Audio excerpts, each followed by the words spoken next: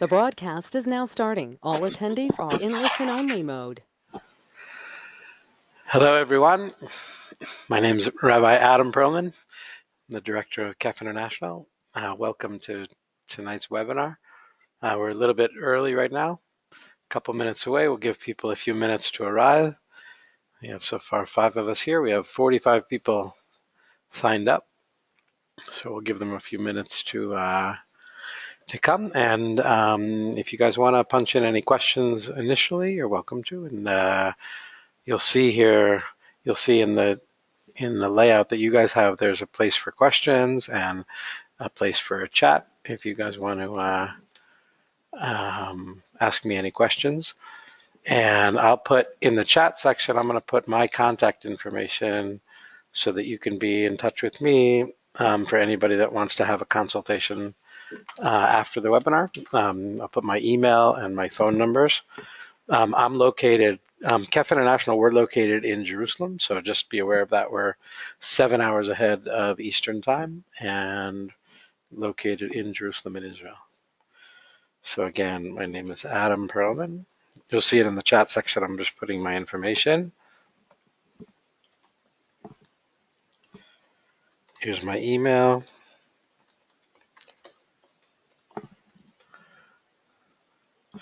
And my phone numbers from the US.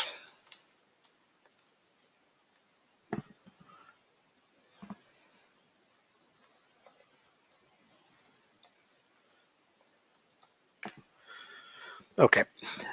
So usually one of the things that we have here is a handout section, but it's got stuck and I'm not sure, it's not working right now, the handout section right now.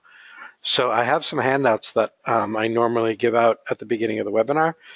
There's an Excel spreadsheet that is designed to help you understand how volume works and also to total up your volume if you want to just sort of play with it and punch in all the things that you think you'll be sending and see how much it comes to in cubic feet. I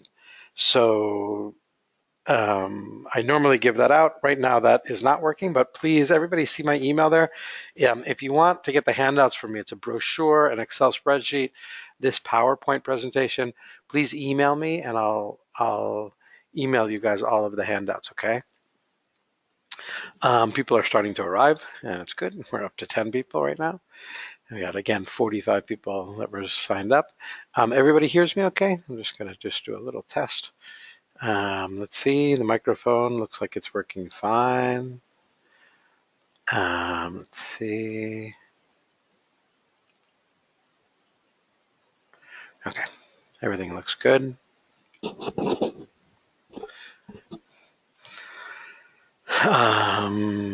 see the questions section.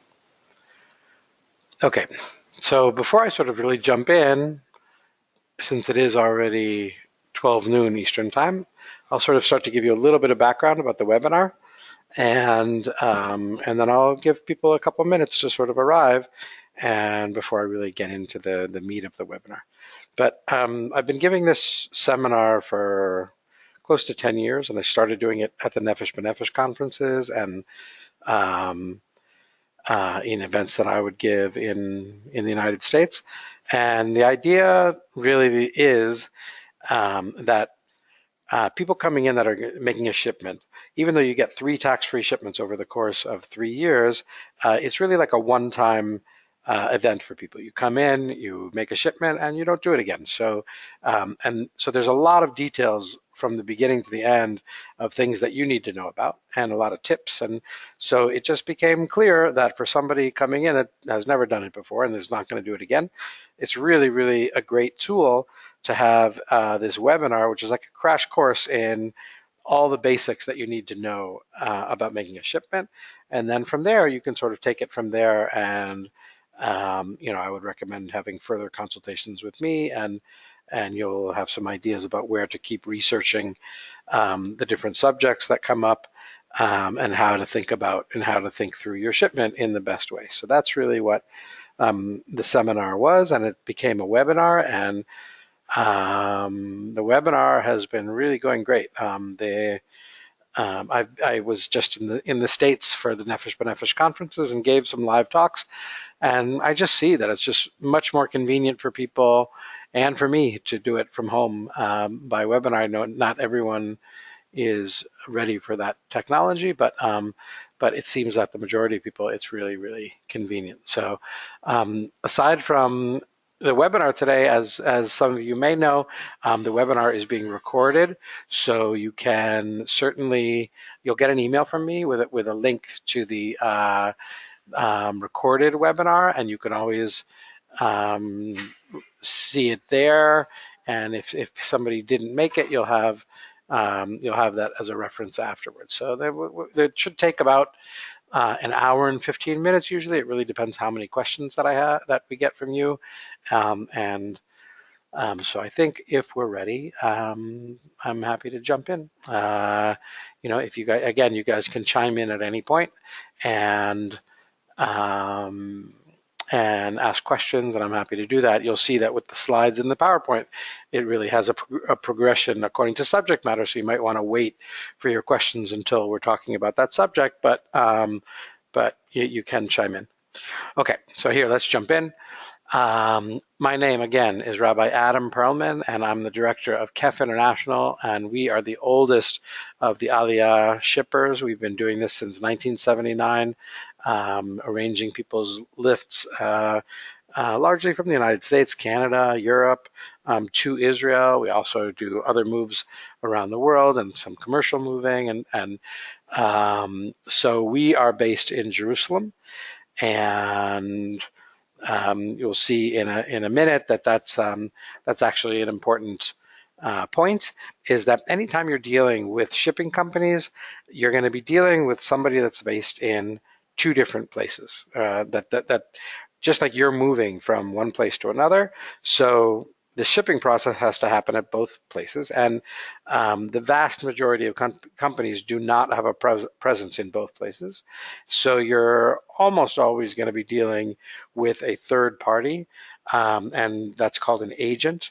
And so if you're talking to like a company like KEF International, that we're based in Israel, so we would be using an agent, a third party that we work with all the time and that we have a long-standing relationship with, and he would be doing what's called the origin services for me, for you, which mean origin, meaning where you're beginning the move. He would be doing the packing, he'll be doing the initial survey and getting it into a container and sending it off over the ocean back to me, where I take over here in Israel at the destination for the destination services. So the opposite of that would be, for the example, if you were talking to an American-based company, a company that has their office in America, they are going to have to use an agent over in Israel for the destination services, and that's important to know, because you want to know who you're going to be working with on both sides of the ocean, and you want to minimize complications with that, and have it really be somebody that knows what they're doing, and that knows, you know, how to give you the most convenient and the best package for you, so that it goes smoothly, because there are a lot of stories about people that have not had good experiences in shipping. So you really do, the company that you're going to hire is basically giving you a whole package for the move, if it's door to door.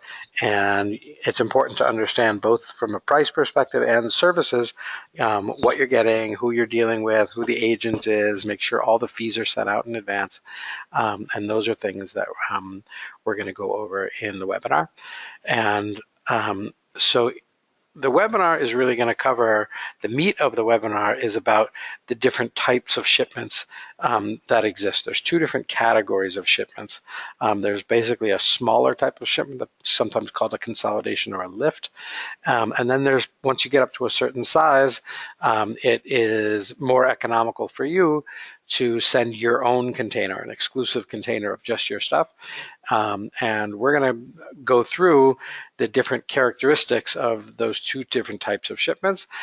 For some people, you might know right away that you're in one category or the other. If you know you have a lot of furniture, you're going to need your own container. If you know you don't have any furniture, you know you're not going to need your own container. You're going to be in a small, what's called a consolidation. Hold on. Hold on a second. So somebody is saying that they're not.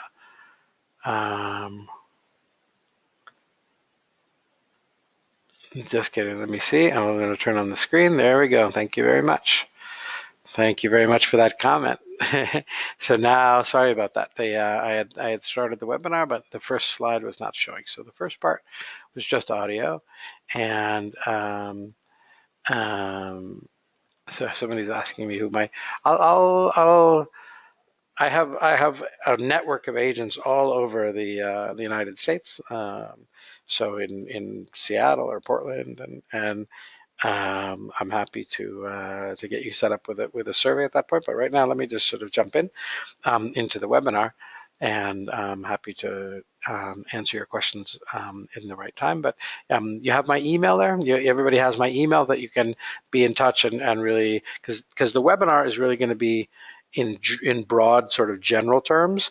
And then what I would recommend is then after that, I will help you think through your specific situation and give you the options or all the different parameters for your move. So, okay, so let's jump in. And here we go. Okay, so the first question, is in making a shipment is that it's a challenge. It's a challenging time. It really is. The joke that I always say is that when people are talking to me at the time that they're making a move, people always sort of apologize to me and say, Adam, I'm really sorry. I'm so flustered and I'm so scattered, and there's just so much going on. People are selling a house and moving internationally, and new jobs and new schools and new houses over there, and so it's really a time of transition. And so the move is actually quite an important thing for your peace of mind during that time of real transition. And people often say that the moving of their physical goods is one of the things that causes them the most stress. So it really is important to get your things into good hands so that you don't have to have an additional stress at the time that you're moving. And usually it's the last thing that people start to take care of after everything else has fallen into place, like the selling of a house and getting a job and getting your flight and things like that. So you have, first of all, the issue of the costs. Definitely really important to get a clear picture of the costs, which is not so easy. It's really quite easy to leave things off in a quote and make it look low. That's sort of the trick of the not as ethical shippers, is they can make quotes look very low, but you really have to check when you're comparing quotes that you're comparing apples to apples and that everything, it's the same services. And it's not easy because different companies will use different terms for certain services, like the fees at the port in Israel. We call them destination fees, but the technical terms are terminal handling charges and port fees, port taxes. But companies can use their own names for them, and then you don't know if one company has something included, and if the other company is really offering the same thing. So it can really be difficult for somebody or for a customer who's just coming into the process one time to really know, to be able to compare quotes. So if you do need help with that, I'm happy to do that. I can easily put the quotes, all the information into a spreadsheet and help you compare all the costs and let you know how to compare apples to apples, so you can really get a good comparison of the quotes. But that's really important. The other thing is the communication that you're going to get from the company. The move process is a process. It can be anywhere from 5 weeks door to door to from some places it's 12, 14 weeks door to door. So you're going to be in communication with the company over that period of time, and you're going to want someone who is really there for you. Both at the beginning when you're making a decision and through the process of when it's sailing and when you're going to get it and things like that. And remember that the moving season is the busiest season is in the summertime, which is when almost everybody is moving. Not everybody, but most people are moving in the summertime. So For instance, if you go with an American-based company and you're moving to Israel to go back to an American-based company and ask them questions, they're going to be in the busiest time of their year right at that time, and they can often have a hard time dealing with something that's happening far away. So that's like one of the, connected to what we talked about at the beginning about the relationship between the mover that you choose and the agent that he's going to use where he for part of the move that he needs to um, use an agent for part of the move where he's not located. So again, you're gonna the challenge is to find the best package for you that's gonna give you the best cost and the best services for your move. Okay, so um, as far as I mentioned before, that the webinar is this crash course, there's a few different ways that we would recommend, that I would recommend educating yourself. The first, it's great you guys are here listening to the webinar. I think it's really helpful. I'm getting really good feedback from it, and I have for a bunch of years. Um, and it's really the beginning of this process that, I would say educating yourself about how shipments work and what your options are, and there's all kinds of things that we're going to go through in this webinar about both technical things about how things work and how insurance works or how the customs clearing works once the shipment gets to Israel, but also sort of tips. We're going to talk about how to think about things things to send, things not to send, and those kind of things. And so it's really a process of educating yourself about how shipments work, and so that you can get to the best solution for yourself. And one of the big resources for you is going to be former Olim, people that have already made Aliyah and made shipments, because they will have their experience. Ein chacham k'mo ba'al nisayon, that there's no wise person like somebody who has experience is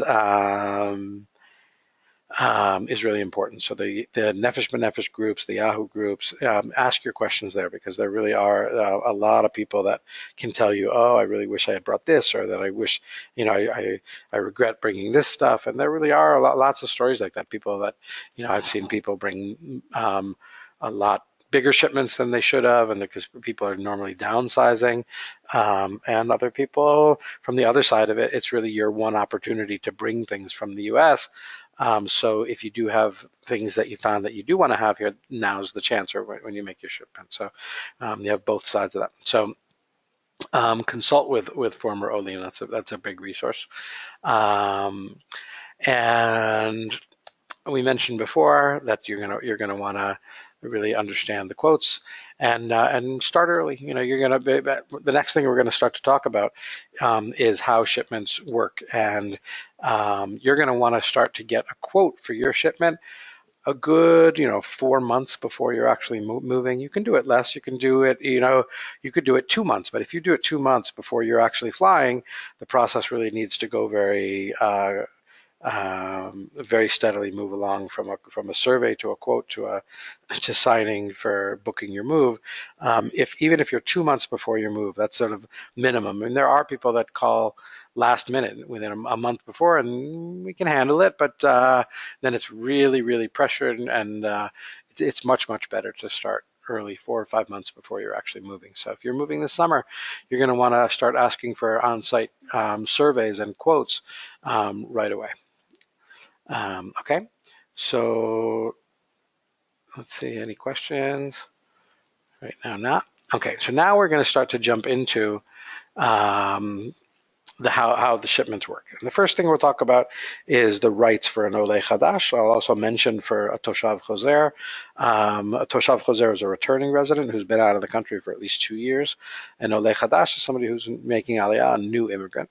An Oleh Chadash has rights that means tax-free shipping rights. It means that among the other sort of benefits that you get as somebody moving to Israel, like rent subsidy and other benefits that they give you rights for 3 tax-free shipments over the course of 3 years of your Aliyah. That means 3 years from the date that's on your Oleh, which is your new immigrant's document when you get to Israel. For 3 years from that date, you could bring in 3 shipments, and it doesn't matter if it's a box. It could be, if you want to send 1 box through the post office, you could have it arrive and say, I want to declare this and not pay customs on it. And that would be one of your shipments. Or you could send a large container of a full household of things and say, this is one of my 3 shipments. So you get 3 tax-free shipments over the course of 3 years. So one of the things to really, that's really important for you to understand is, what does that mean? What do you have tax-free shipping rights on? And the basic rule is that all normal things that are inside of a household, you get tax-free. And so it doesn't matter if they're new or used. New furniture, clothing, or used that you have in your house, clothing, dishes, pots and pans, paintings on the wall, carpets, bedding, everything that's inside of a home, you get tax-free. That means that you still pay the full shipping costs like any normal person that would be making a shipment, but when it gets to customs in Israel, you don't pay any taxes on it. So, and that can be significant on an apartment's worth of used stuff. You would have a couple $1,000s of customs taxes that you would pay if you were not making a tax-free shipment. So it is more significant, the savings on a larger shipment. On a smaller shipment, you would save several $100s. But the larger shipments are, the more stuff you send, the more taxes there would be. So the thing is, where you need to be careful with this is that you don't have tax-free shipping on business-related items. I've had people that are, say, a dentist, and they have, a dentist chair and their equipment and things. That stuff is is not tax-free. So anything that is not sort of normal household items, make sure that you ask your shipper 2 questions. The first question is, can I bring these items into the country? Because that's really an important question. If there are things that they could really cause problems with your shipment, and say that it can't even come into the country, there are things like that. And the second question would then be, is if it can come into the country, is what kind of taxes would I be looking at? And because there are things that you could bring, but you would pay taxes on. For instance, some of the things that you would pay taxes on are, and there are some strange things in this category. So, sports equipment is taxable. Outdoor furniture is actually taxable. In appliances, you only get 1 of each of the major appliances. That's 1 over the course of 3 years. You do get 2 tax-free TVs and 2 tax-free computers. So I would recommend taking any laptops on you on the flight. Take them with you on the flight and not send them in the shipment. But desktop computers you could take with you and put into your shipment, and you get 2 of them tax-free. And what that means is that only 2 of them you're going to bring in without paying customs taxes. So let's say if you had 4 computers that you wanted to send in your shipment, that's fine. You can do that. And we would take 2 of them, the more expensive ones, and not pay taxes on them, bring them in tax-free. And then you would have 2 others that we would have to declare, and you would pay taxes on them. And again, just so you understand, it's not a big deal to have to pay taxes, especially on used stuff. If it's new stuff that you are paying taxes on, like a new exercise, an elliptical machine or something, that can be more significant in the taxes you'd pay, because they're going to want to see the invoice at customs, and then you'll pay usually at least 17% on things that you would pay taxes on. But if it's used, then let's say a used computer, we could declare it low for $100. So you pay 17% on only $100. You pay $17 on taxes on on one of those computers. That's beyond the 2 that you get tax-free. Okay. So food supplies, you don't want to have a lot of, you don't want food on your packing list. You could take in dry food, especially is more okay. You really don't want to get into things that are, especially things that are agricultural, or seeds or things like that. You can't bring those in, and you wouldn't want to have that on your packing list, which we'll talk about what the packing list is, but it's the list of all the items that you're sending.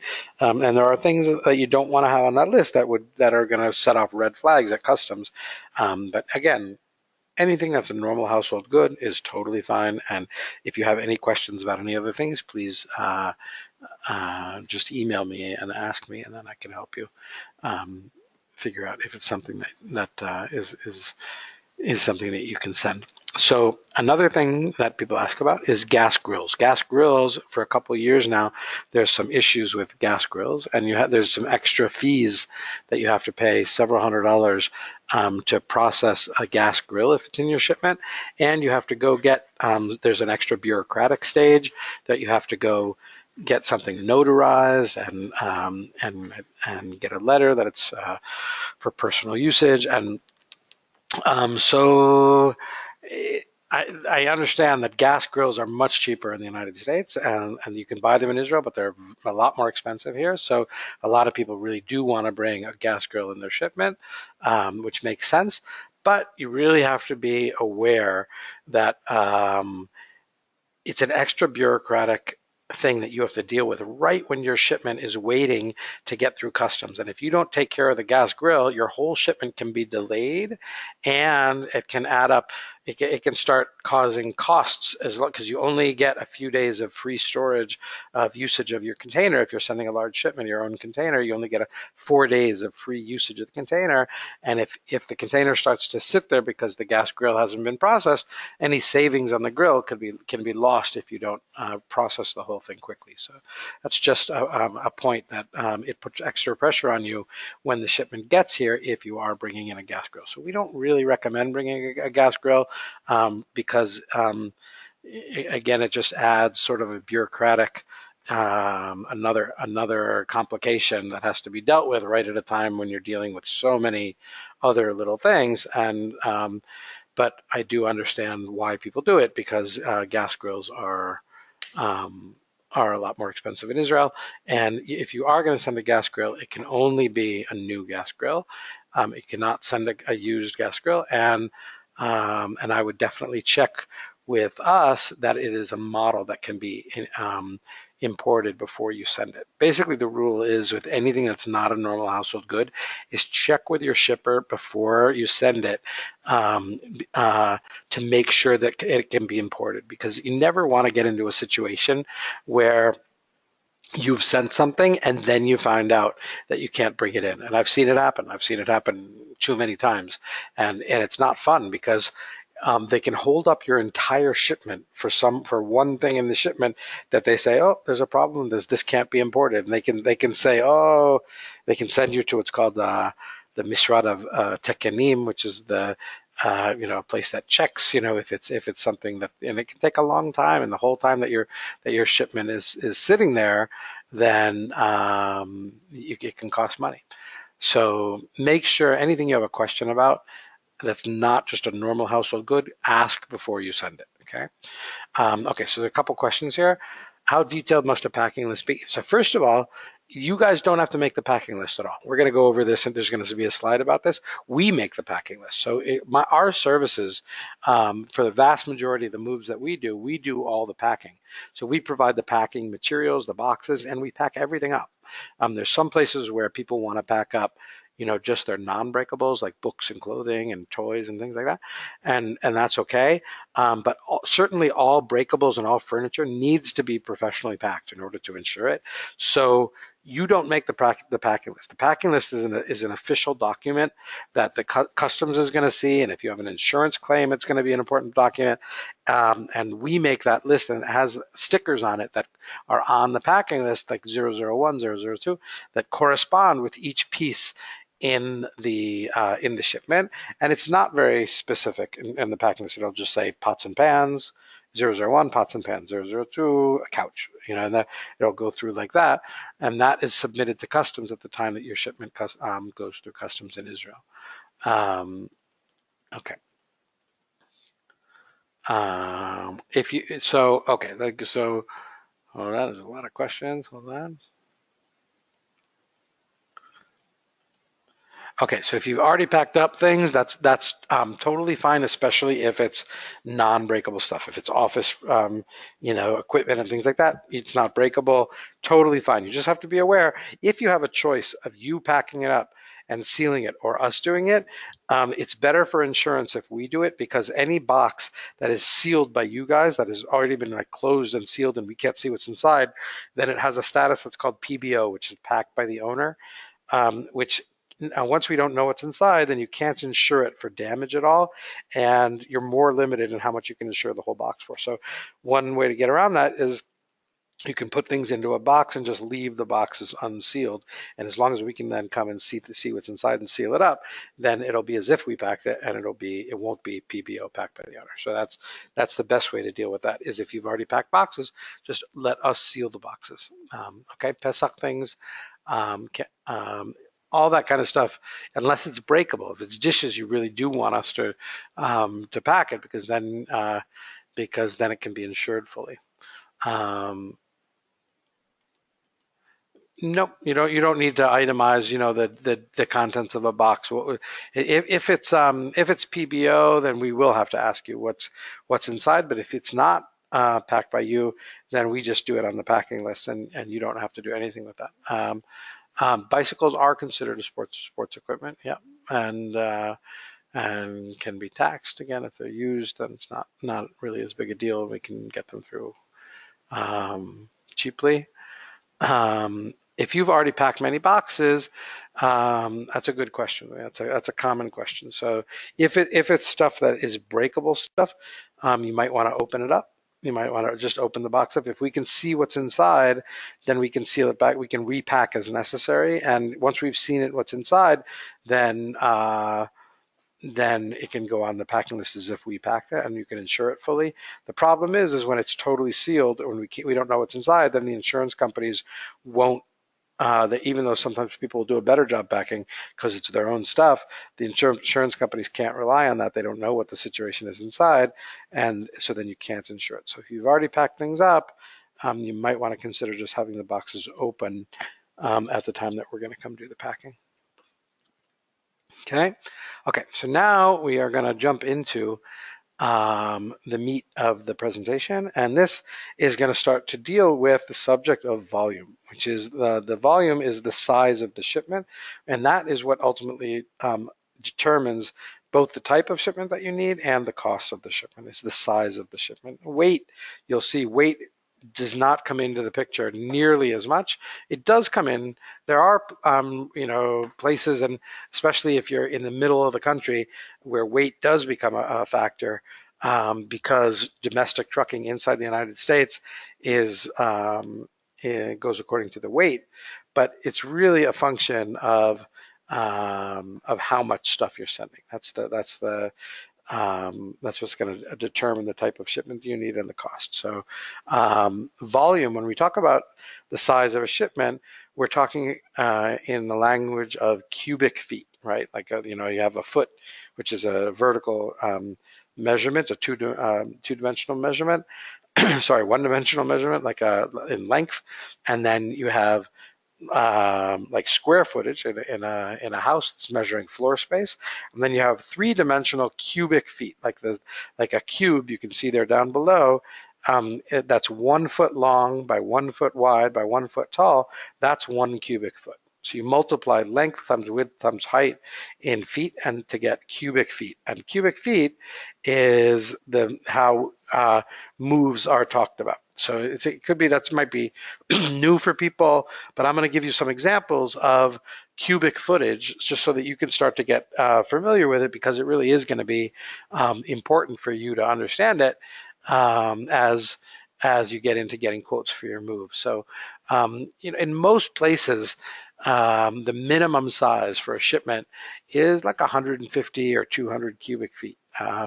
And 200 cubic feet, just so you have a sense of it, is probably like 2 3-seat couches would be like around a little bit less than 200 cubic feet, or like 40 medium-sized boxes. That's like 200 cubic feet. So there's sort of what I call a no man's land. Like if you only have like a shipment of like 10 boxes, that's when people start to look all around on the internet and see if somebody has extra space and stuff, because it's not worth it for you to send 10 boxes and have a full shipment. Now, there is a way to solve it that if you only have 10 boxes, the 200 cubic foot minimum is only if we come out with a truck and a team to come pack and pick up your stuff. But if you have 10 boxes, then you could send them directly to my warehouse in New York, and then we could handle it and give you a quote for a smaller shipment.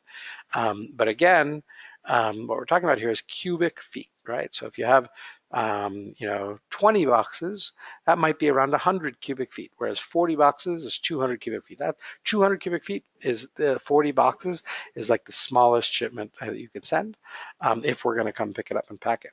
Just to give you a couple examples, just to get some sense of the range of cubic footage and volume that you might be dealing with in a shipment, is we said the smallest shipment is like 200 cubic feet. Then as a shipment gets larger, 300, 400, 500, 600 cubic feet, the price will go up. There will be a rate per cubic footage. And then once you get to a certain size, there's a cutoff point that's probably around 600 cubic feet, where it's going to be better for you if you go over that size, over 600 cubic feet, it's going to be more economical for you to send your own container. And then you get into an exclusive container shipment that the whole container is only your stuff.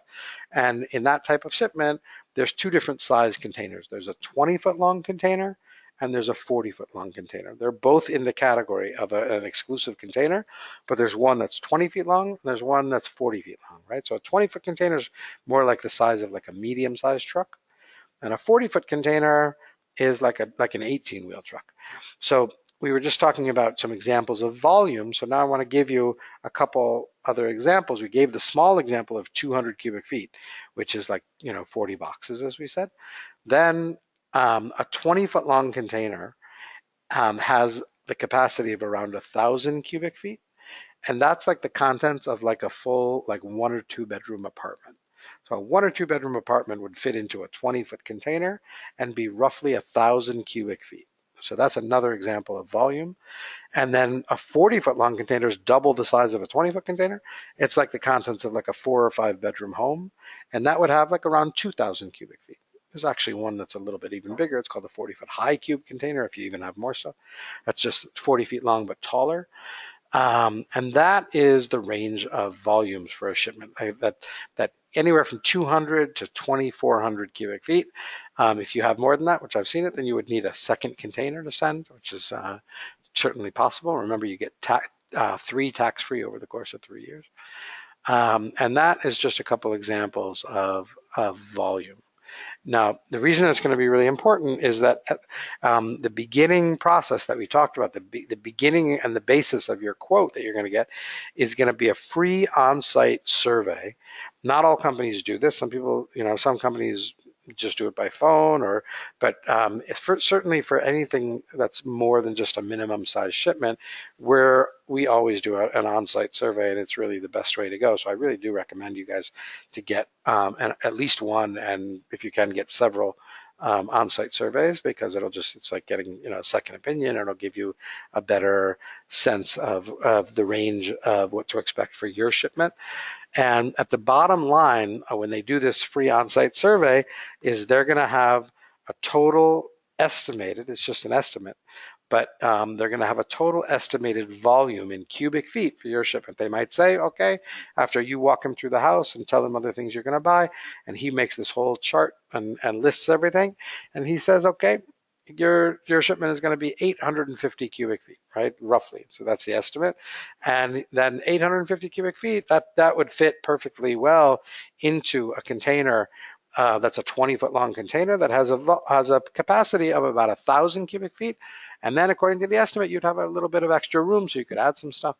And that is an example of what would happen from the time of the estimate to the quote, and understanding your situation. Because now if you have 850 cubic feet and you're going with a 20-foot container, that you have a little bit of extra room, or you can sort of prepare for that.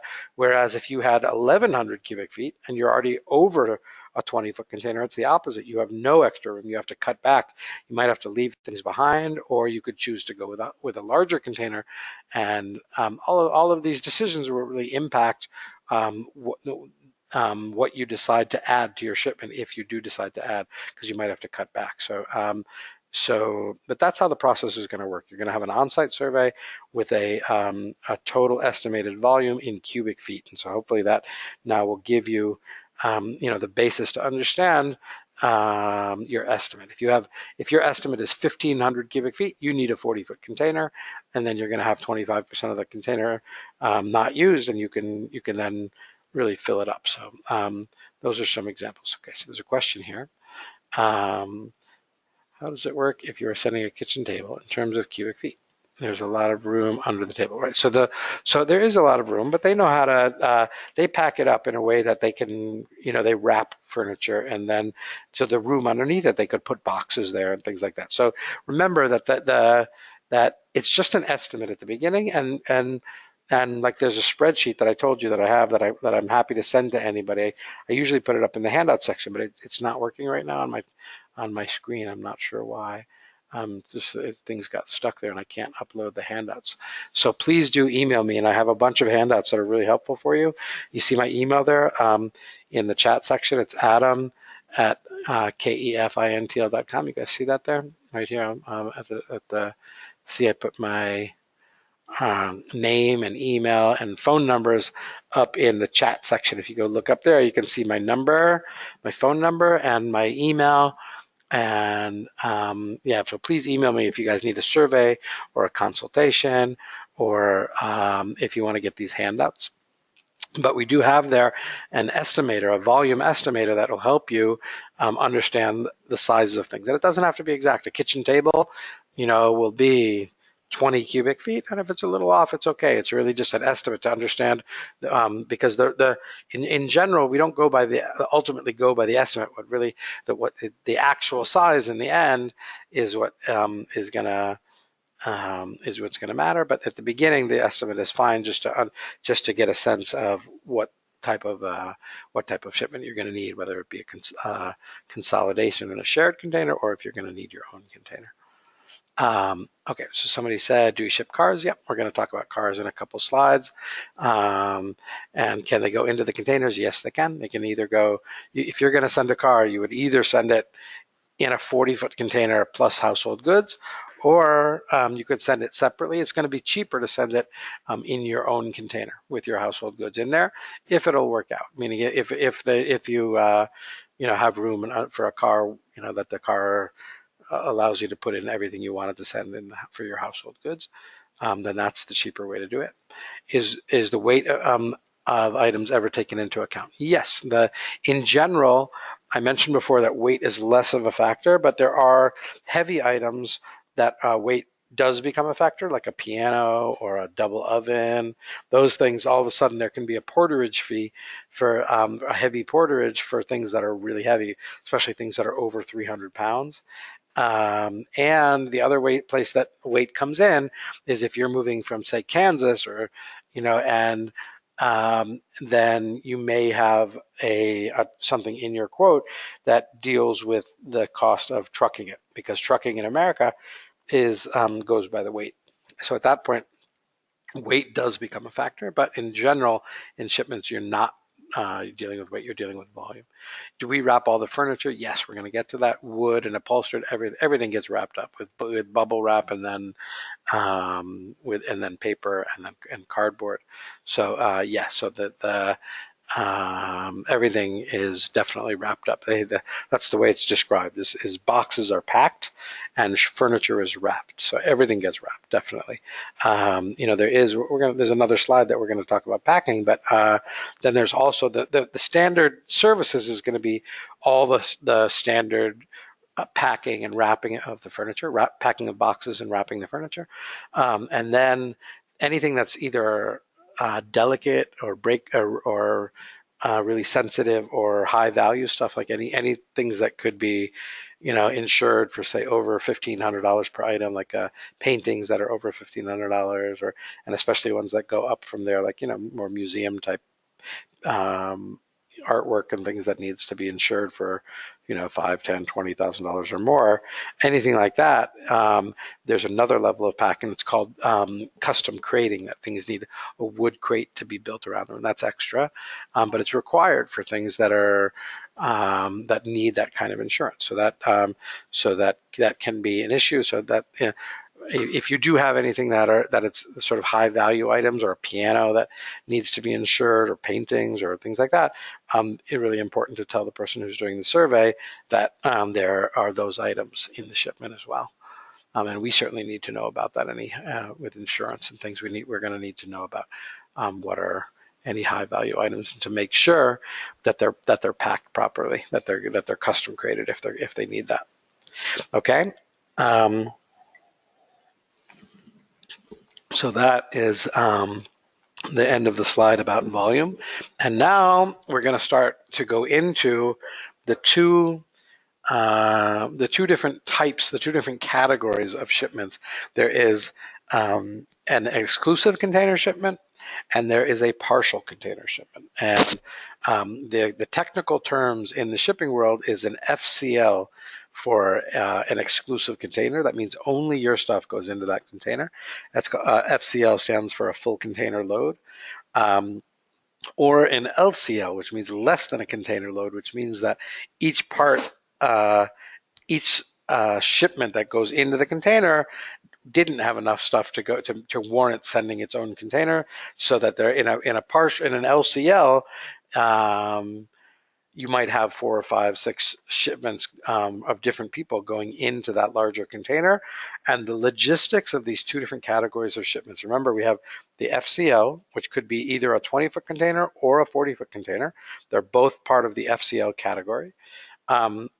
Or you could have an LCL, which is a partial container, which means that you didn't have enough stuff to send your own shipment. Each of those two categories has very different characteristics. There's numerous differences in the way that the process goes about, and things to know about price, and things to know about the timing of them. There's some real significant differences in these two different types of shipments, and I'm going to point out those differences in the shipments, and it's going to be important for you guys to think about your situation and how each category of shipment will affect you. Sometimes you'll see that the timing of an FCL is quicker, and you might want your stuff quickly. And so that's good for you as long as you have enough stuff to send an FCL shipment. Things like that, like the timing, you'll see how it affects you, and how to deal with any things that in your situation you have to deal with. For instance, if you do need storage or things like that, we're going to talk about storage as well.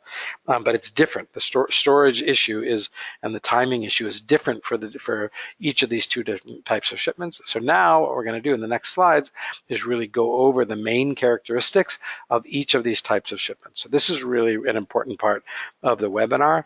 Again, some people might know that they're that they're going to need a full container. Some people might know that they're not going to need their own container, that it'll be a partial container. And some people might be sort of in the middle. Some people are not sure what they're going to send, and they're still thinking about it, and whether you want to, send less stuff and buy in Israel, or send more stuff now, while you're and send it from America. Those are things that people are playing with. And so now, then, if you are not sure, then it's important to understand both types of shipments, and you might find that one of them is really more appealing to you, or better for your situation. Another thing that I would mention that's really important is if at the time of the survey you don't know exactly what's going to go, like you're not sure, what to tell them, that you're still playing with the idea of taking more or taking less, then the way to get around that is to tell the person doing the survey that some items are definitely going, and then some items are maybe going, and then ask for 2 quotes. So that is certainly something that's done a lot, and that is the way to deal with that. If at the time of the survey you don't know for sure what's going, is tell them one group that's definitely going and other things that are maybe going, and then ask for 2 quotes and see how the maybe items affect your shipment. It might put you in a totally different category. It might not. Okay, so then a couple questions came up. How much time does it take to ship from Montreal, Canada to Israel? Usually 5-6 weeks door to door, something like that. Timing is not exact, but it should be roughly door to door. Even from New York, it's about 5 weeks. Um, it's about 3.5 weeks on the water, and it takes a couple of days to get onto a boat, and then that's 4 weeks, and then inside of a week to clear it and get it delivered. So about 5 weeks usually. I might have shown a picture of a ship that doesn't look like it's capsizing. Okay, that's why you get insurance. But you know what? In our 30, how much is it now? Our 39 years in business, we have never had a ship capsize. It has happened. We had in the news, in the tsunamis and stuff. There are accidents that happen. There was a boat that hit the dock and crashed into the dock, and some containers fell off the boat. None of them were our containers. None of them were. The vast majority of containers are commercial goods, not personal goods. But that's why you insure. But I didn't think about that. You're right. I like the angle of that picture. Is it looks like it's capsizing. Okay. So somebody asked how long from Washington State. Washington State is tough. I mean, from the West Coast, it's usually, if it's a full container. Remember, one of the things that we're going to talk about in a minute is the difference between a full container versus a partial container. And a full container is more regular and definitely takes a shorter amount of time. But even from the West Coast, it's probably 8 weeks door to door, even for a full container. And if it's a partial container, then you're already up to, say, 12. It can even be 14 weeks if it's a partial container from the West Coast. From the East Coast, it's significantly shorter, but that's the timing from the West Coast. Okay, so now we are going to go into these two different types of shipments, okay? Here we see a container that looks a little straighter. Looks like they got control this time. And this is a full container. That right there is a picture of a 20-foot long container. It's like a medium-sized truck, right? A 40-foot container is almost like the size of like a 18-wheel truck. So a medium-sized truck, a medium-sized container, 20-foot container. That's the smaller of the two FCL container shipments, either a 20-foot or a 40-foot container. Definitely the fastest way to ship, right? From New York, as we mentioned, takes about 4 weeks to get from the time that we pack it up. They load the container, off it gets on a boat in a couple of days, and off it goes, 3.5 weeks on the water. 4 weeks, it's arrived at the port in Israel, and then takes another inside of a week, usually, to clear it through customs and to get it delivered. So it's 5 weeks door to door, and that's much more regular and much shorter when it's your own container. But that is only for large shipments, right? Because to make it worthwhile to send your own containers, only if you're sending a certain size shipment, a certain amount of furniture, and the rates go down per unit as the shipment gets larger, so you get a better deal per unit by sending a larger container like that. And I mentioned before that there's a cutoff point at like around 600 cubic feet where the price of a partial container, the price per unit is higher for a smaller shipment. And so when you get to 600 cubic feet, you can actually start to approach the cost of a full 20-foot container, but you'd be sending a lot less stuff. So you don't, basically the way I always put it is if you go with a partial container, it's a decision to keep your shipment small. Whereas if you go with a full container, it's a decision to be able to add more stuff to your shipment. So as long as you go with a partial container and you do keep your shipment small, then you should be in good shape and save money. What you don't want to do is go with a partial container and then inadvertently add a bunch more stuff after the survey, because that your billing is going to be based on the actual size of the shipment. And once you go over 600, 700 cubic feet, you can really get up to or even above the cost of a 20-foot container for sending a lot less stuff, like 40% less stuff. So once you get to a certain size, you're going to want to get a quote for your own container. Okay, a couple questions. Do Canadian shipments leave from Canada or New York? From Canada. If contents of an FCL is going primarily into storage, do you empty the container or store a full container? Also, if you need climate control, how do they store a container? Okay, so you rarely will put a container into storage because they're because the shipping companies want their containers back from you as soon as they can get them. And to do that, then they only give you 4 days of free usage of the container from the day that the container arrives at the port in Israel. And after that, they start charging you high rates, $50 a day for a 20-foot container and $100 a day for a 40-foot container. And they're putting pressure on you so that they get their container back.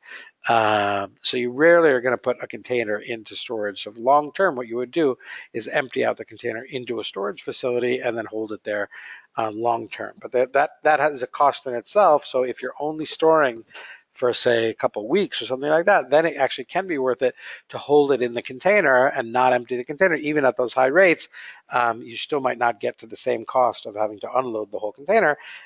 So for short term, you might keep it in a container, but longer term, you would not do that. As far as climate control, climate controlled storage is certainly available on both sides of the ocean, but it's usually reserved for sensitive things like medication and electronics and things like that. So if you don't really need it, the other places are usually fine. They're not air conditioned and technically climate controlled, but they have fans and they're still fine. There's still no problems with things overheating and things, unless you use really expensive sensitive equipment. So you can get the climate controlled storage, but it is more expensive. Okay. So another thing that I said here at the end of this slide is that storage of a container, because of that issue that we just talked about, that the container has to be unloaded and then reloaded for redelivery, it makes putting things into storage more expensive for a full container. The other thing that I hinted at was that because you only get those 4 days of free usage of the container, timing is critical with a full container. What I mean by that is you never want to send a full container too early. You never want to send it so that the container arrives at the port in Israel before you do. So let's say from New York that it takes, we said from the day we pack it up, it takes about 4 weeks for it to arrive at the port in Israel. And at that point, right at the day that it arrives at the port, they start counting your 4 days that you get free. And after that, you start paying on your container extra. And so you never want to send it so that it arrives too early before you do, because remember, we cannot clear it through customs tax-free. We can't get your shipment through tax-free through customs until you physically arrive in Israel on your flight, because they do not recognize your Aliyah until you physically get to Israel. And when you get to Israel, you're going to get your new Israeli documents from Nefesh B'Nefesh at the airport, your Tudat Zuhut and Tudat Oleh, and all of those things are critical for getting your shipment through customs tax-free. It cannot happen if you don't do that. So you never want to send your container before, so that it would arrive before you get here. Okay. So that's what that means there at the end. That timing is critical of the container. Is you never want to send it too early.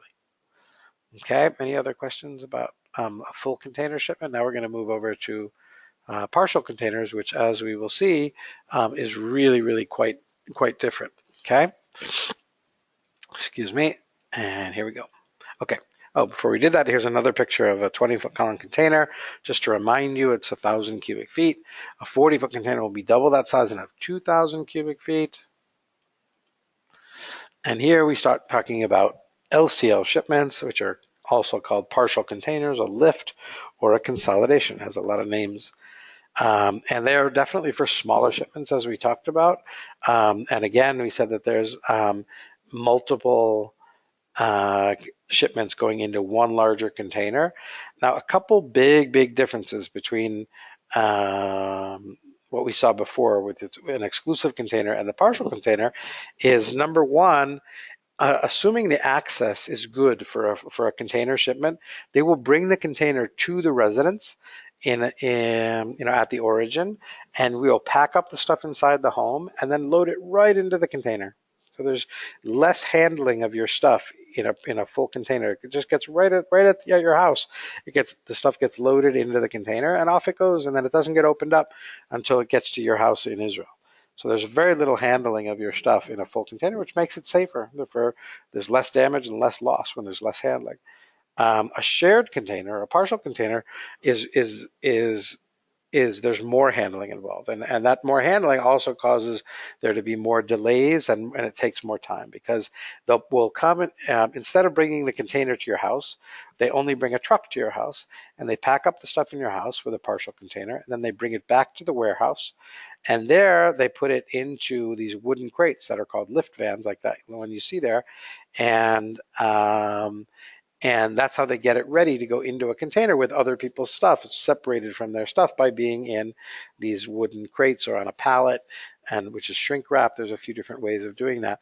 But there's an extra packing stage of putting the things into these wood boxes or on a wood pallet, and that adds size to your shipment. It can add 15 to 20% to the size of your shipment, and you pay in a partial container, unlike a full container where it's for the most part, you get a fixed price of 20-foot long container. You might get a price also for for part of it filled up, because if you weren't planning on filling the whole thing up, but still it's more of a fixed price with your own container. Whereas the partial container is not. Your quote that you're going to get is just an estimate. Like, let's say I quote you for 300 cubic feet.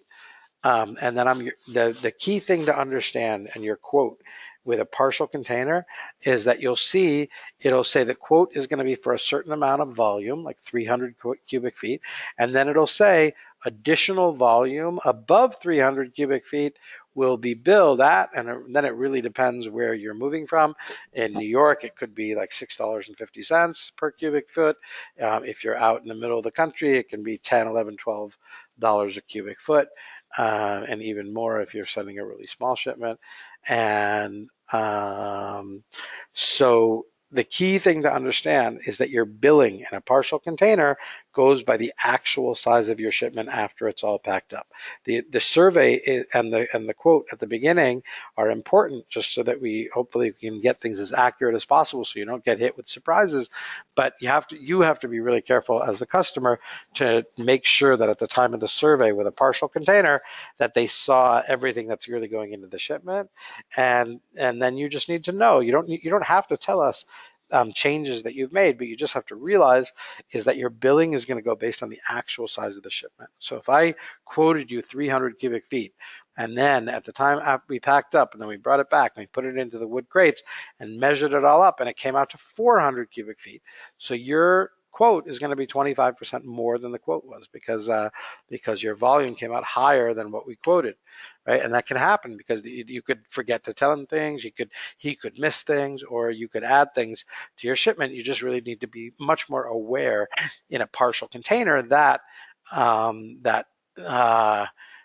you're paying per cubic foot, and it's a higher rate per cubic foot. So you just have to know that anything you're adding is going to cost more money, which is not it's not the end of the world. I sent a partial container once, and I sent a king size bed and things, and it's certainly perfectly reasonable to send larger items and pay for it. It's just you want to be more careful with what you put into a partial container, because you're really paying for every cubic foot. So you wouldn't want to send like an old raggedy couch or something that in a partial container. That wouldn't really make sense to send something like that. To add a box is really not going to be a big deal, but something large, because it goes by the size, is going to really make the cost go up, and you'd only want to do that for things that are really worth sending. Okay. I think we covered everything with the partial container. If anybody has any questions, there's one question here. Will they send the container to your house if you live in a smaller community about 2 hours north of New York City? Yeah, they will. What we'll do at the time of the survey is check the access, make sure that a container can be brought there. There is, if somebody needs storage, or if there's difficult access and they can't bring a container, then they would do what's called a shuttle, which means that they would come with a truck and pack your stuff and just put your stuff into the truck, bring it back to the warehouse, and then load it into the container back at the warehouse. That's called a shuttle.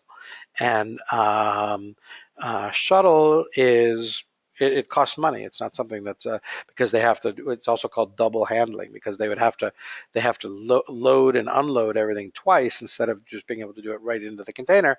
They have to do it into the truck, unload everything, and then reload it into the container later. So that costs that can cost $600-700 for a 20-foot container.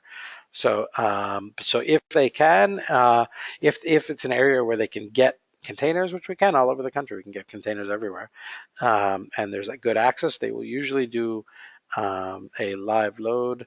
A live load is when they bring the container and load it right there, even if you're 2 hours north of New York City, which would put you where, if you somewhere in Connecticut, maybe something like that. Okay, so I think that's it for the partial containers. And here's a couple of pictures and examples of, what they could do it on a wood pallet that they would wrap up afterwards, or in a full lift van, which is a solid wood crate. Both of those are different solutions that can be used in a partial container. Storage, we mentioned that for a full container, it's you would have to unload the container and put it into storage, and that there's a cost just for the unloading. The partial containers are really much more convenient for storage because they go back to the warehouse at the origin, and in Israel they come out of the container before going through customs. That the container actually gets unloaded in Israel at the port, and because the shipping company got their container back from you right away in a partial container, they give you 28 days of free storage only on a partial container, not on a full container. Remember, a full container only gets 4 days of free usage, and then you start paying high rates. A partial container is the opposite. You get 28 days of free storage, and even after that, you could keep your stuff at the port for up to, say, 6 months. And at it's pretty reasonable rate, so you could keep it there. And then the advantage of that at the port is it doesn't use up your delivery. You can just whenever you're ready, up to 6 months, you pay storage, and then when you're ready, you just say, okay, now I'm ready for it, and then we could bring it through customs and get it delivered to you. So that's nice. But if you do need private storage, definitely there are storage options on both sides of the ocean. You can store things anywhere. We can store things anywhere on either in North America or in Israel. And there's advantages of doing that. The storage is usually more expensive with an international mover than it is with, say, self-storage. But the advantage is that if you once we pack your stuff up and we put it into storage, then you're insured fully on your move from door to door, from the time that we pick it up until the time that we deliver it. Whereas if you wanted to put your stuff into storage at a cheaper place, you couldn't have us pack it and then you take it and put it into storage. Once we pack it up for insurance purposes, it needs to be in our protection and in our care until we deliver it to you. And then your insurance will cover you from the beginning to end. So if you are thinking about putting your stuff in storage on your own, then at that point the insurance is going to stop, or it's not going to begin if you have control of it over your shipment and we don't. Okay, and so we saw there that the full containers definitely have higher storage costs involved. So what you're going to want to do is, once you have the survey done, is make sure when you're talking to, say, like me, about getting a quote for yourself, then if you make sure to mention that any storage needs that you have, any timing issues that you have, so that we can figure out the best way to keep your stuff in storage for the period of time that you need it. That's important. Okay. Why is FCL storage not proportional to LCL? Well, there's a container involved. There's the LCL storage. I'm not sure exactly what you mean by proportional, but Anytime you're talking about FCL storage, you have to unload the container into storage before you even get to the storage issue. Whereas the LCL shipment, by definition, it's already in the warehouse. It's already out of the container, both at the beginning and at the end. It comes in the beginning, it gets brought to the warehouse and before it gets loaded into the container, and in Israel, it gets unloaded at the warehouse at the port as soon as it gets there and gets taken out of the container. So you lose that whole issue, and so it's very cheap and economical to put an LCL into storage because it's already at the warehouse. Whereas a full container, the first thing you have to do is get it to the warehouse. There's a cost to that, and then you have to pay monthly storage, and it goes by the size. So FCL is normally larger, right? So your storage costs are going to be higher. So what's the difference between port storage and private storage? Um, um, I mean, there's a number of differences. Number one, it's things at the port are you. Not only do you not have access, I don't have access. You can only get into a port like that, if you're somebody that works in the port. So you're certainly not going to have access to it. Whereas in private storage, it's a private company outside the port, and there's all over also the ones at the port are obviously right at the port. That means it's in Ashdod. Whereas private storage, we have ones that we use that are near the airport and load. We have in Jerusalem. We have, different areas where you can bring it closer to where you're going to be living and have it be ready. And you can have access to it. You can also have access to your stuff in private storage, which you certainly can't have with storage at the port. Is the cost of storage, excluding unloaded as well, per cubic foot the same? Yep, definitely. Definitely the same. Once you between LCL and the FCL, yeah, it's in both places it's the same. It goes by size.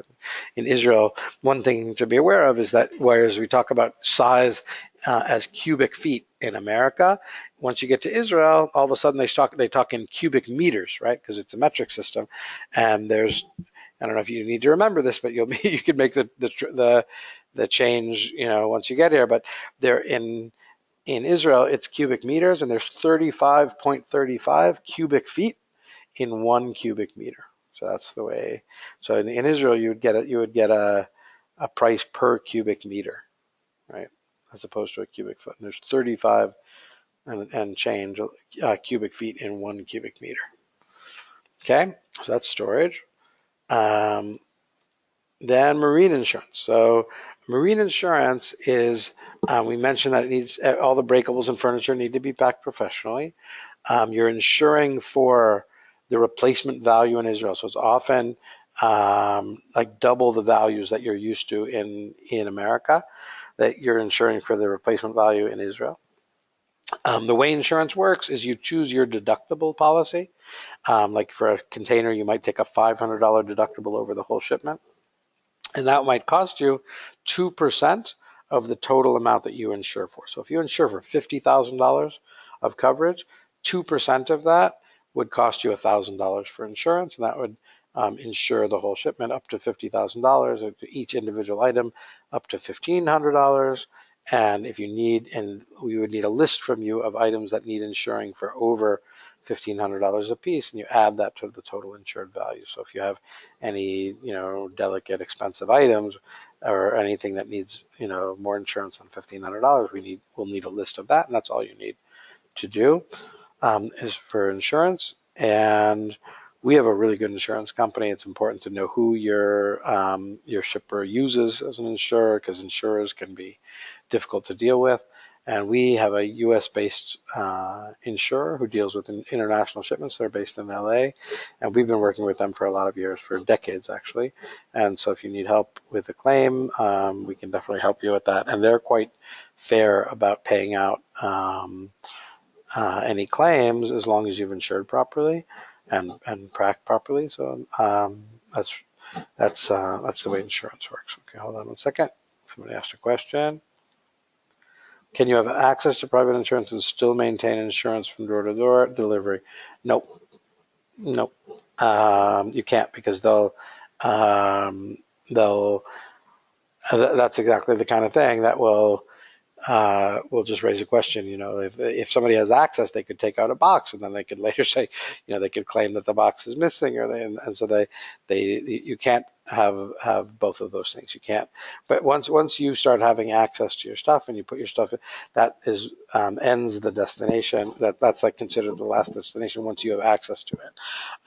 And then you can not insure it. As long as you keep it in storage and don't have access to it, then you could extend the storage and extend your insurance and not have it end the insurance period until you actually receive delivery of your stuff. Okay, I'd mentioned before the red flag of quotes that look too cheap normally are too good to be true, and that's the trick that's used in the shipping world is to quote low. And so you want to go with a company that is recommended and that you can know people that have used them and stuff, because there are always these little companies that pop up and try to break the market and quote really cheap and stuff, and there's a lot of nightmares in the shipping world with people's stories, and you don't really want to get into that, those kind of headaches at the kind of transition that we talked about of moving internationally. It's really worth going with somebody reputable. Okay, so I found this very apropos cartoon in the New Yorker about the amazingly inexpensive moving company, where you can see the mover throwing the furniture out of the third floor window into the convertible truck. So you can see it's a notorious industry for cheap quotes or cheap services. So again, you just want to be careful with and make sure you use somebody reputable. Then you have this big question that a lot of people are struggling with about what's worth shipping and what's worth buying in Israel. And definitely in Israel, there's a lot more available than there used to be, and there's a lot less that's worth shipping from America. I mean, the appliances, I wouldn't get into the appliances anymore unless you're going high end, unless you're designing your own kitchen or you want to get American appliances. Then I would consider importing appliances. But in general, I would just get the stuff in Israel now. The washing machine, I can talk to you about the differences, and they're bigger. They are the ones in America, but now you can get large ones in Israel there, and that are really quite comparable in size. They take a little longer, but to wash, and also the small appliances and even dishwashers and TVs. The difference in price is really shrunk, and I would get that stuff just in Israel. So it can be worth to have an American refrigerator, especially if you have a larger shipment, so it costs very little to ship it and things. But you just really need to know the space where you're moving into, because a lot of the American stuff just tends to be bigger. The appliances are bigger, the furniture is bigger, and you just really need to make sure that what you're bringing is going to fit and be usable in the place you're moving to in Israel. That's really key for everything. Vehicles, whether to ship or buy a vehicle, is a big question that people ask, and most people look into it and don't ship a car. But one of the big things is that household goods, you get a tax exemption. You don't pay taxes on it. But with a car, you get only a reduction that you still pay a lot of money on customs taxes on a car when you bring it in. It's hard to get used to these numbers, but if you don't have rights as an Oleh Chadash, you would pay about 115% of the value of the car, over 100% of the value of the car just in customs taxes.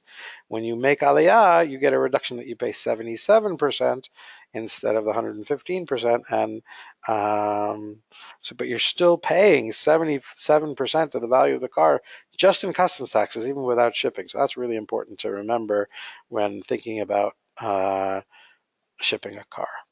Okay, and then and again, as we mentioned before, the size of items like furniture. Furniture can be really great to send if you have good quality stuff. You just have to really consider the size of it and think about if it's too big for where you're moving to in Israel. That's an important question. Okay, a couple questions here.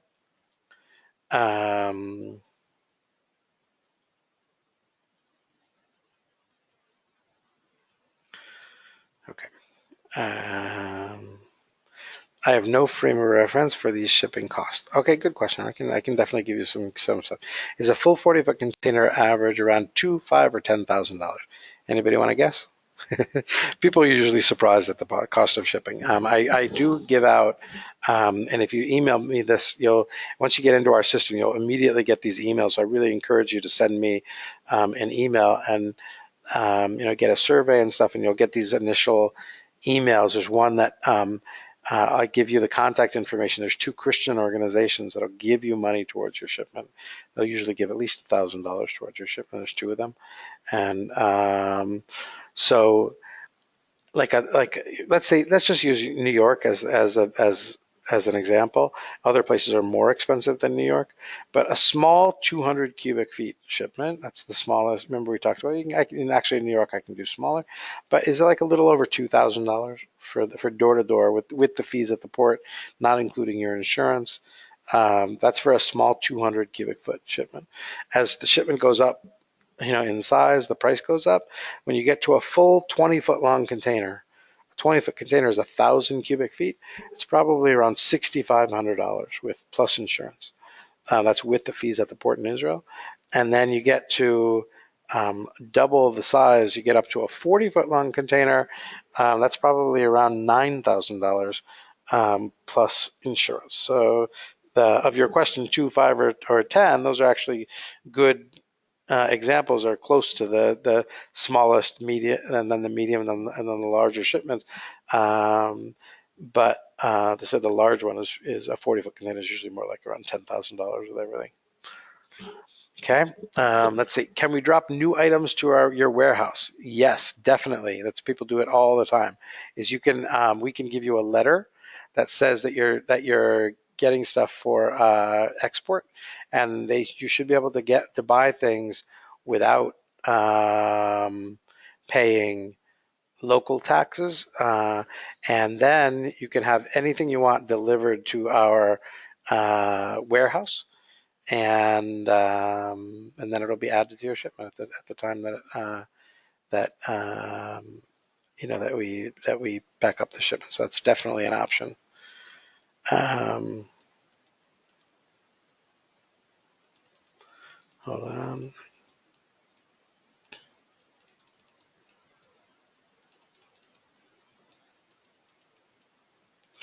Like new IKEA furniture, definitely you can. So the cost would be per cubic foot, is you have to just make sure you have space in your container. The cost, there's a small handling fee, like $30 per delivery at the warehouse, because we have to handle the delivery, make sure it gets coordinated with your shipment. But that's definitely an option, and you should definitely tell the person who's doing the survey for you at the time of the survey that you're also planning on purchasing certain things, because he will add that to his estimate of the volume, and I'll add it to my quote that you're going to be having deliveries to the warehouse. So that's definitely, not only is it an option, but you could do an entire shipment of just new stuff. Like, for instance, you get 3 tax-free shipments. You can arrange an entire shipment from when you were in Israel already. You could then say, like, let's say this is one of the reasons they do this, is that they give you 3 tax-free shipments over the course of 3 years. So if you in a couple of years buy a house and you start to get settled and you say, oh, I would like to get some American stuff for this, you could buy everything online and have it all delivered to our warehouse and ship it in a container, all done from Israel. Okay, hold on. There's another question.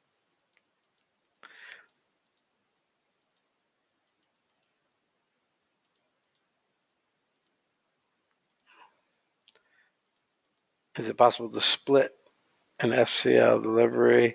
Part goes into storage, sometimes part goes delivered right away. Definitely, that's a good question. The only thing about that is we need to know that at the time of the packing of the container, because we need to know that we'll say like the front of the container up, and we'll make a marker like a piece of cardboard, and that up to this point everything is going into storage and the rest is going to the residence. So basically, the last stuff into the container in America or in North America is going to be the first stuff out of the container in Israel. So we would have to coordinate, we'd have to know that. So it's important to know that at the time that we're packing the container. Does KEF handle everything door to door? Yeah, we do everything door to door. That's exactly what we do. Or do you subcontract parts of the packing and shipping, delivery, etc.? Well, I mentioned all shipping companies subcontract part. So because KEF International, we are located in Israel. We have subcontractors. We have people that we work with all over the country, that we work with all the time, in every area, and they do the packing for us. So they do the packing and the loading the container, and then we organize the whole shipment from above and make sure everything is in place from door to door and the insurance and everything. But definitely we subcontract out the packing over there. But in my opinion, you're in a lot better shape having the shipper that you choose be located in Israel, because he's there to handle questions that arise when you come in Israel, and the complicated process of getting through customs over here.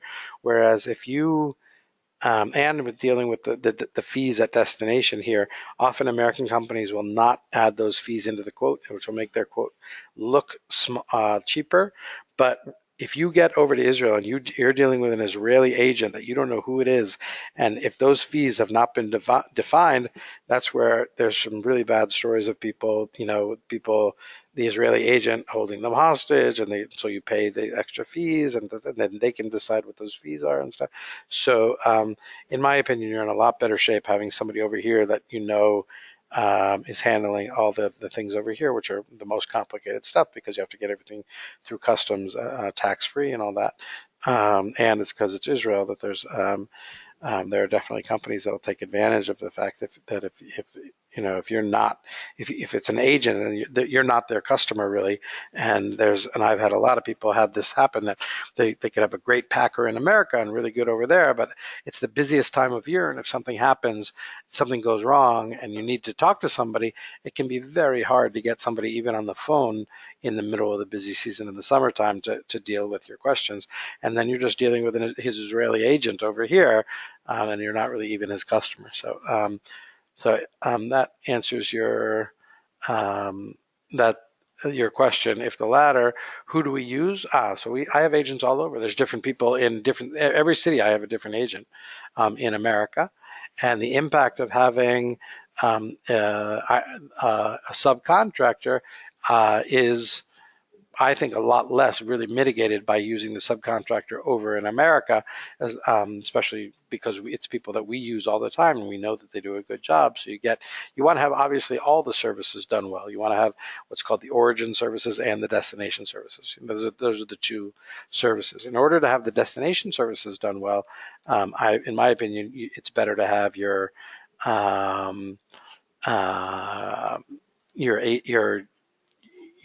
mover be based in Israel, whereas in America, you certainly just want to know that they're using somebody who packs well. And like for us, these are our agents. We've had ongoing relations with them for really a long time. I mean, my agents in New York, it's 10 years, and in some places we have relationships with people that go really way back, decades. So it's a matter of finding somebody really reputable that does a good job and has a whole package. Because when you choose your mover, you're choosing a package of four things: the origin services, the packing, the destination services, which includes clearing through customs and getting it delivered to you, the communication throughout the process, whether they speak English, whether you're dealing with an agent here in Israel who's Israeli, and then insurance. And the last part of the package is the insurance. So those four things. So each company is going to really have their own sort of package of what they're offering to you. What are the approximate storage costs in Israel per month for a 20-foot or a 40-foot container? So it's about 35 shekels per cubic foot per month. So if you have 30 cubic meters in a 20-foot container times 35 shekels per cubic meter, it's about 1,050 shekels per month for a 20-foot container. But you have to add VAT. Remember, you have to add VAT to everything in Israel. So if we divide by 3.5, roughly, that's about $300 a month plus VAT. So a 40-foot container is going to be $600 a month plus VAT. So if based in Dallas, Texas, and combining existing items and newly ordered items into a 20-foot container, is it possible to benefit from U.S. no sales tax for new items? I don't know the rules there in Dallas, but we can certainly give you the letter and you can try, because even in New York, some stores just aren't familiar with it, and it depends if the local sales tax is local state tax. That's what you should get off. So you'd have to check there in the stores, unless you're buying it with um, from a different state. Then like it's like in New York, we can give you the letter that says that the item, and they'll only give you that exemption if the things are sent to a shipper's warehouse, not to your home. Do you have a warehouse that can accept export items from Houston? For sure. Yeah, well, I can bring everything really anywhere. I can offer those services, both warehouse and accepting things and consolidating. Can we drop shipment new items to your warehouse? Yep, definitely. Unassembled furniture. Yeah. Let's see.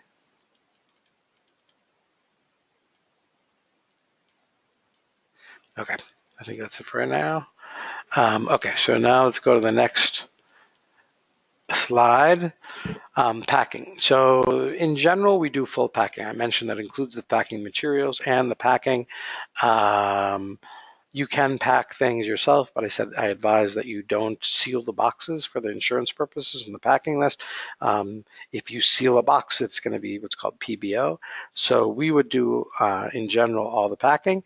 There are agents where I can offer what's called partial packing, where we only pack the breakables and the furniture, and you do the non-breakables like books and toys and clothing.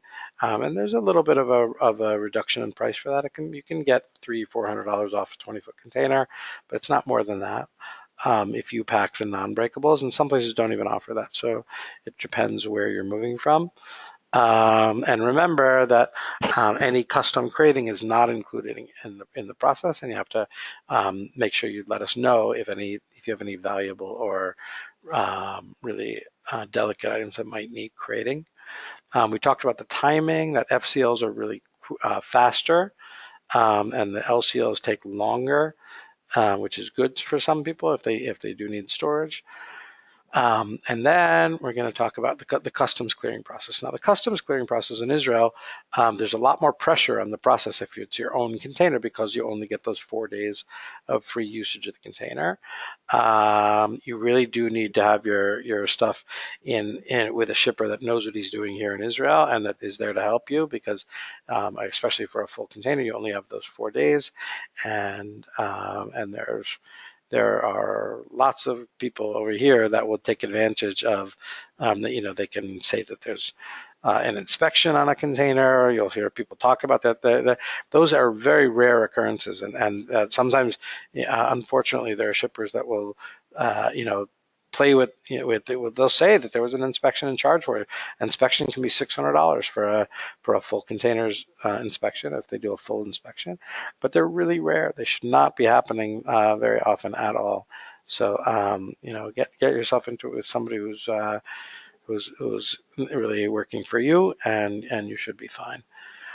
Nefesh B'Nefesh makes the process really easy. That now they will open a file at customs for you. You don't even need to do that anymore. You don't even need to ask them, and they just give you your new documents, that the Zehut and Oleh, your new Israeli identification document and new immigrant document, and then you don't need to go anywhere for customs clearing. You used to have to go to the port, and people think if they have to go to the port in Ashdod, you don't need to go anywhere. At Nefesh B'Nefesh opens the file for you at customs, and then all you need to do is get to a place where you have a scanner, and you will then scan the documents that we request, your passports and your new Israeli ID documents and customs forms, and just scan them to us. If we get scans of those things, then that's all we need, and then we can clear your shipment through customs. Just remember that some of those documents that we just need scans of, you can't get them until you physically arrive in Israel at the airport, and we need those. So we can't clear through customs until you physically get here. But once you get here, you don't have to go anywhere besides get to a place where there's a scanner, and send us those. And we're based in Jerusalem. You're always welcome also to come into our office. You could scan them there as well.